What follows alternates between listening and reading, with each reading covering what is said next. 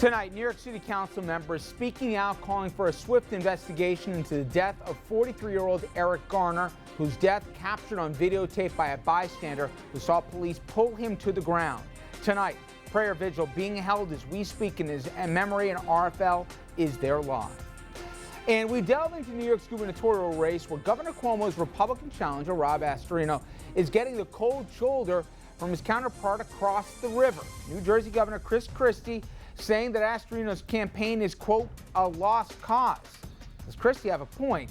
And did he go too far? Plus, don't call them high school dropouts. Why a new report says students who opt to quit going to school are often not the social deviants depicted in the media. Good evening, everybody. Welcome to RFL. I'm Richard French, and thank you so much for joining us. Tonight, we begin with the upset surrounding the death of 43-year-old Eric Garner. Garner, approached by police Thursday, who accused him of selling loose cigarettes. Bystander caught the altercation on camera. Police pulled Garner to the ground. One officer, 29-year-old Daniel Pantaleo, seen wrapping his arm around Garner's neck.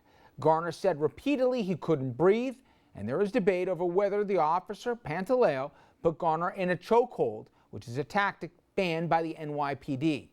We do know it ended in tragedy with the death of Mr. Garner, however.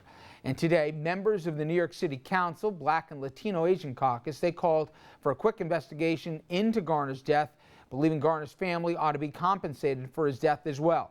Council members also want those who were responsible for his death held accountable. Did they not hear what the whole world heard? You watch the second video that came out, and for 7 to 8 minutes, they left him there like a piece of meat.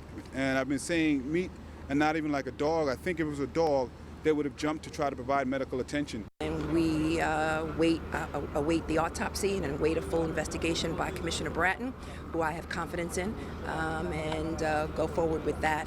I've asked for an investigation by the IG, and as a result of that investigation, we will then ask the City Council to hold some hearings. But clearly, what we all witnessed is very disturbing, and we demand justice for the Gardner family. Well, today, the police commissioner, Bill Bratton, he also spoke out about the case. As I've reviewed that incident and reviewed the training in the department, it is my belief that we're going to have to do more than just a review of Staten Island. That the re-engineering process that you're aware of, that we've been engaged in for a number of months in the department, has disclosed that the department really does need to do a lot more in the area of training. Officer Daniel Pantaleo, who is accused, as we said, of putting Garner in that chokehold, he has been stripped of both his gun and his badge. Pantaleo has faced misconduct allegations before. According to the Civilian Complaint Review Board, 7 complaints have been filed against him in the past 7 years that he has been on the force. He was also sued twice on civil rights violations, one man saying Pantaleo strip-searched him in the middle of the street and lied about seeing drugs in his vehicle. Second lawsuit alleged that Pantaleo wrongly arrested a man, the case later dismissed. And a new study by the CCRB shows that more than 1,000 city residents have reported instances where NYPD officers put them in chokeholds in the last 5 years. There are 58 chokehold complaints as of July 1st just for this calendar year, and more than 1,000 allegations were reported from 2009 to 2013. And of those, 462 cases were investigated. And the Times reports that over a 4-year span between 2009 and 2013, an oversight board substantiated 9 complaints by people who said that the NYPD officers restrained them with that same tactic. Board also recommended that an officer found guilty of using a chokehold ought to face an administrative trial, which could lead to termination. NYPD Patrol Guide says pretty clearly that, quote, members of the NYPD will not use chokeholds. Also saying a chokehold shall include, but is not limited to, any pressure to the throat or windpipe, which may prevent or hinder breathing or reduce intake of air. Okay, so with that all as a backdrop here, we have been covering this story since it broke, and we've been getting quite a bit of reaction right now. And for more on that, I want to go out live to Dominic Carter, who joins us with the very latest. He joined us last night, and we heard from the mother of the late Mr. Gardner's youngest child, and he joins us again with some more community reaction. Dominic? Well, Richard, the Candlelight Vigil is set to begin at this hour. This as community residents are demanding answers. As symbolized here at the site of the memorial, with loose cigarettes and all, there is no shortage of community outrage of the videotaped arrest. Valencia Griffin says she was an eyewitness and claims Eric Garner was actually a peacemaker who had just broke up a fight involving two other individuals. When Eric realized they was really fighting, he was breaking it up.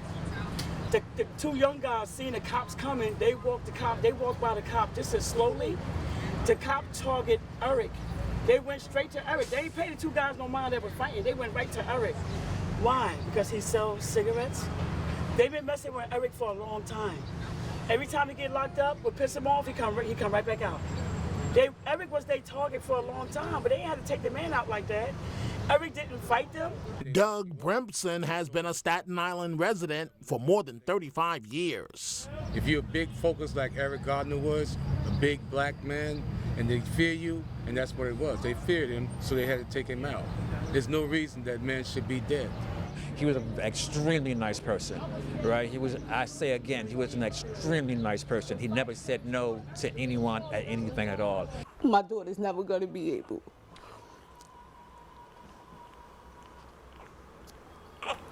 to see him, you know. She's never going to be able to walk with him and talk with him. Jewel Miller, the mother of Garner's infant daughter, wants everyone involved in the encounter fired. He has people that love him. Like, this is hard. This is very hard. This is very hard. I'm hurt, you know. I'm really, really hurt right now. Meanwhile, movie director Spike Lee is expressing outrage through his work. On his social media sites, Lee edited scenes together from his movie Do the Right Thing, where it was predicted in 1989 that the movie could actually spark a citywide riot. In a racially charged scene, police in the movie choked to death an African-American character named Radio Raheem, and Lee edits the scenes of the Eric Garner encounter.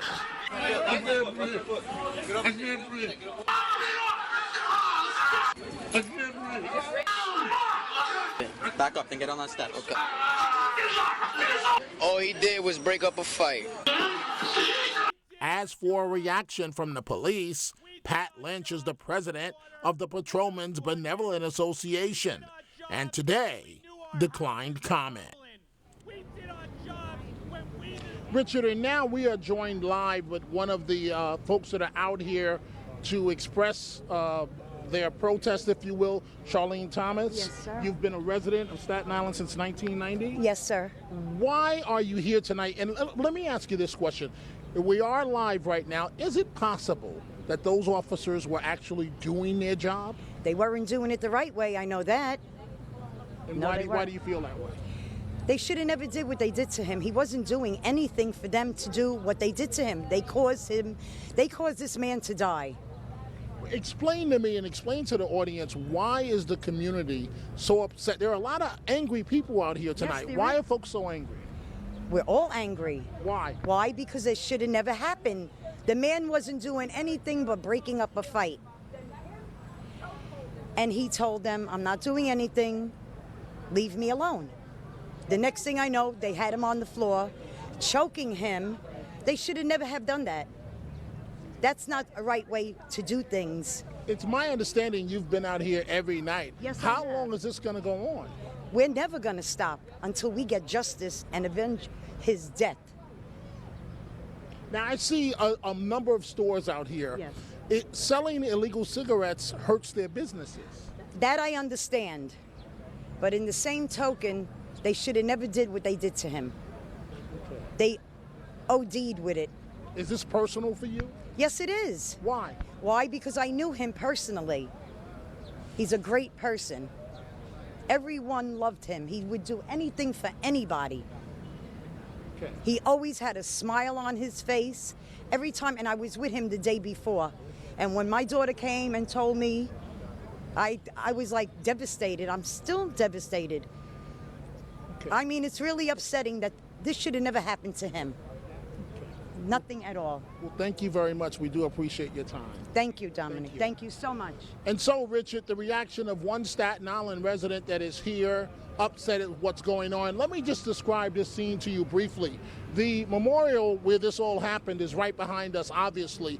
And across the street right now, you have a herd, if you will, of media cameras that are set up in a park literally across the street. They are waiting for members of the Garner family to arrive and have some type of statement. What exactly is going to be said, we don't know at this hour. We have been told there's going to be a candlelight vigil here, but that's very unclear at this point. So at this hour, you have the police commissioner speaking out, as you played a second ago, Richard, and you have a lot of angry people from this location, and they want answers. Reporting live from Staten Island, I'm Dominic Carter. Richard, let's go back to you.